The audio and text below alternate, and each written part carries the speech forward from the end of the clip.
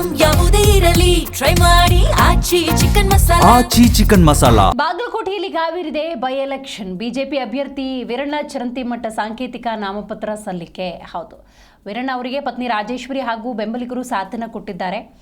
ಬಹಳ ಮುಂಚೂಣಿಯಲ್ಲಿ ನೀವು ಗಮನಿಸಬಹುದು, ನಾಮಪತ್ರ ಸಲ್ಲಿಕೆಯ ಪ್ರಕ್ರಿಯೆ ಮುಂದುವರಿತಾನೆ ಇದ್ದೇನೆ ಅಂತಲೇ ಹೇಳ್ಬೋದು. ಯಾಕಂತ ಹೇಳಿದ್ರೆ ಸಾಂಕೇತಿಕವಾಗಿ ನಾಮಪತ್ರ ಸಲ್ಲಿಸುವುದಕ್ಕೆ ಅವಕಾಶ ಇರುತ್ತೆ. 23ನೇ ತಾರೀಕು ಡೆಡ್ಲೈನ್ ಆಗಿದ್ರೂ ಕೂಡ ಅಷ್ಟರಲ್ಲಿ ನಾಮಪತ್ರವನ್ನು ಸಲ್ಲಿಕೆ ಮಾಡಬಹುದು.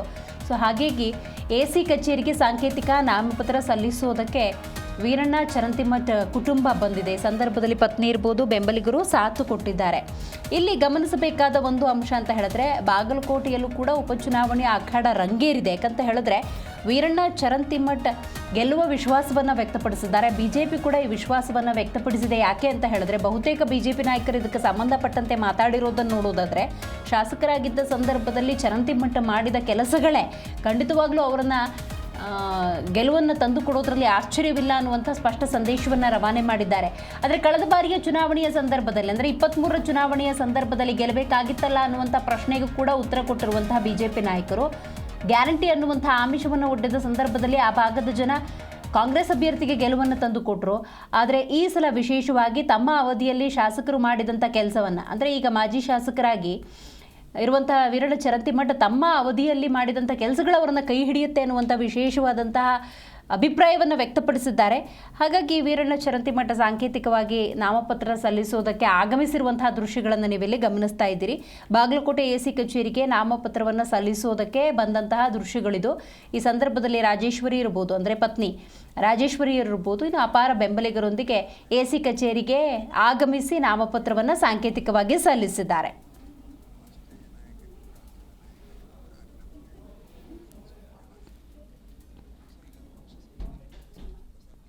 ರೈಟ್, ಈ ಬಗ್ಗೆ ಹೆಚ್ಚಿನ ಡೀಟೇಲ್ಸ್ ಅನ್ನು ನಮ್ಮ ಪ್ರತಿನಿಧಿ ಸೋಮಶೇಖರ್ ನೀಡ್ತಾರೆ. ಸೋಮಶೇಖರ್, ವೀರಣ್ಣ ಚರಂತಿಮಠ AC ಕಚೇರಿಗೆ ಬಂದು ಇವತ್ತು ನಾಮಪತ್ರವನ್ನು ಸಾಂಕೇತಿಕವಾಗಿ ಸಲ್ಲಿಸಿದ್ದಾರೆ. ಈ ಸಂದರ್ಭದಲ್ಲಿ ಮಾಧ್ಯಮಗಳೊಂದಿಗೆ ಏನಾದರೂ ಮಾತಾಡಿದ್ರಾ? ಗೆಲ್ಲುವ ವಿಶ್ವಾಸವನ್ನು ಏನಾದರೂ ವ್ಯಕ್ತಪಡಿಸಿದ್ರಾ? ದಿವ್ಯಶ್ರೀ, ಇನ್ನೂ ಕೂಡ ಅವರು AC ಕಚೇರಿಯಿಂದ ಹೊರಗಡೆ ಬಂದಿಲ್ಲ. ಸಾಂಕೇತಿಕವಾಗಿ ನಾಮಪತ್ರವನ್ನು ಸಲ್ಲಿಸುವ ಉದ್ದೇಶದಿಂದ ಅವರು ತಮ್ಮ ಧರ್ಮಪತ್ನಿ ರಾಜೇಶ್ವರಿ ಅವರ ಜೊತೆಗೆ ಮತ್ತು ತಮ್ಮ ಬೆಂಬಲಿಗರೊಂದಿಗೆ ಆಗಮಿಸಿ ಬಾಗಲಕೋಟೆಯ ನವನಗರದಲ್ಲಿರುವ ಉಪವಿಭಾಗಾಧಿಕಾರಿಗಳ ಕಚೇರಿಯಲ್ಲಿ ಸಾಂಕೇತಿಕವಾಗಿ ನಾಮಪತ್ರವನ್ನು ಸಲ್ಲಿಸಿದ್ದಾರೆ. ಇನ್ನೂ ಕೂಡ ಅವರು ಕಚೇರಿಯಿಂದ ಹೊರಗಡೆ ಬಂದಿಲ್ಲ. ಹೊರಗಡೆ ಬಂದ ಬಳಿಕ ಮಾಧ್ಯಮಗಳೊಂದಿಗೆ ಮಾತನಾಡುವುದಾಗಿ ಹೇಳಿದ್ದಾರೆ.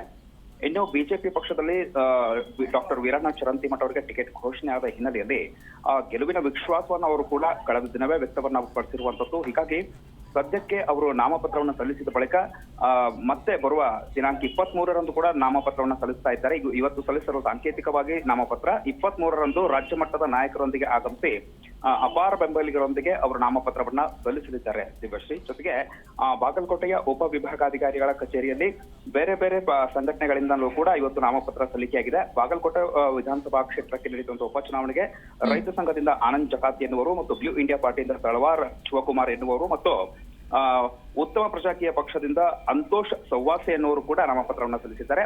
ಬಾಗಲಕೋಟೆಯ ಉಪಚುನಾವಣೆಯ ಕದನ ಸದ್ಯಕ್ಕೆ ರಂಗೇರ್ತಾ ಇದೆ. ದಿವ್ಯಶ್ರೀ, ಸೋಮಶೇಖರ್, ಬಹಳ ಮುಖ್ಯವಾಗಿ ಕಾಂಗ್ರೆಸ್ನ ಆಂತರಿಕ ಸಮಸ್ಯೆ ಬಿಜೆಪಿಗೆ ಇಲ್ಲಿ ಪ್ಲಸ್ ಆಗುವಂಥ ಸಾಧ್ಯತೆ ಏನಾದರೂ ಇದೆಯಾ? ರೈಟ್ ನಾವು ಗ್ರೌಂಡ್ ರಿಪೋರ್ಟ್ ನೀವು ನೋಡ್ತಾ ಹೋಗೋದಾದ್ರೆ ಪ್ಲಸ್ಸು ಮೈನಸ್ಸು ನೀವು ಗಮನಿಸೋದಾದ್ರೆ ಏನು ಹೇಳ್ತೀರಿ? ಹೌದು, ಪ್ರಮುಖವಾಗಿ ಗಮನಿಸಬೇಕಾದಂತ ವಿಚಾರ, ದಿವಂಗತ ಶಾಸಕ HY ಮೇಟಿ ಅವರ ಕುಟುಂಬಸ್ಥರಲ್ಲಿ ಒಬ್ಬರಿಗೆ ಟಿಕೆಟ್ ಅನ್ನ ಫಿಕ್ಸ್ ಮಾಡಲಾಗಿದೆ ಅಂತ ಹೇಳಲಾಗ್ತಾ ಇದೆ. ಅದರಲ್ಲೂ ಕೂಡ ಉಮೇಶ್ ಮೇಟಿ, HY ಮೇಟಿ ಅವರ ಎರಡನೇ ಪುತ್ರ ಉಮೇಶ್ ಮೇಟಿ ಅವರಿಗೆ ಟಿಕೆಟ್ ಪಕ್ಕ ಅಂತ ಹೇಳಲಾಗ್ತಾ ಇದೆ. ಹೀಗಾಗಿ ಬೆಳಗಾವಿ ಜಿಲ್ಲೆಯ ಉಸ್ತುವಾರಿ ಸಚಿವರು ಆಗಿರುವ ಲೋಕೋಪಯೋಗಿ ಇಲಾಖೆ ಸಚಿವ ಮತ್ತು ಬಾಗಲಕೋಟೆಯ ಉಪಚುನಾವಣೆಯ ಉಸ್ತುವಾರಿಯನ್ನ ಹೊತ್ತಿರುವಂತಹ ಸತೀಶ್ ಜಾರಕಿಹೊಳಿ ಅವರು ಈಗ ಗೋಕಾಕ್ನಲ್ಲಿರುವಂತದ್ದು ತಮ್ಮ ಮನೆಗೆ ಉಮೇಶ್ ಮೇಟಿ ಅವರನ್ನ ಕರೆಸಿಕೊಂಡಿದ್ದಾರೆ ಎನ್ನುವ ಮಾಹಿತಿ ಲಭ್ಯವಾಗ್ತಾ ಇರುವಂತದ್ದು.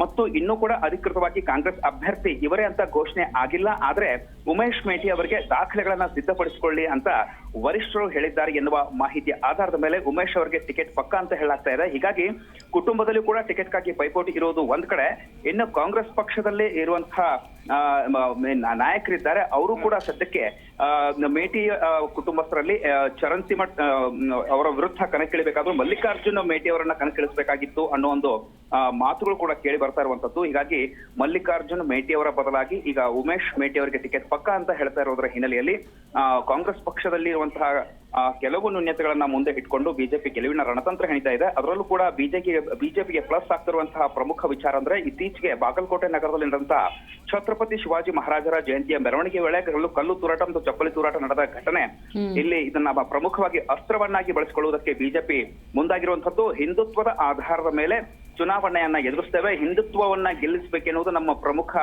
ಗುರಿ ಎನ್ನುವುದು ಮಾಜಿ ಶಾಸಕ ಡಾಕ್ಟರ್ ವೀರಣ್ಣ ಚರಂತಿಮಠ ಅವರು ಈಗಾಗಲೇ ಕೊಟ್ಟಿರುವ ಹೇಳಿಕೆ. ಹೀಗಾಗಿ ಕಾಂಗ್ರೆಸ್ ಪಕ್ಷದಲ್ಲಿ ಟಿಕೆಟ್ ಯಾರಿಗೆ ಫೈನಲ್ ಆಗುತ್ತೋ ಅನ್ನೋದರ ಮೇಲೆ ಮುಂದಿನ ಗೆಲುವಿನ ಲೆಕ್ಕಾಚಾರವನ್ನ ಮಾಡಬಹುದು. ದಿವ್ಯಶ್ರೀ, ಥ್ಯಾಂಕ್ ಯು ಸೋಮಶೇಖರ್ ನಿಮ್ಮೆಲ್ಲ ಮಾಹಿತಿಗಾಗಿ.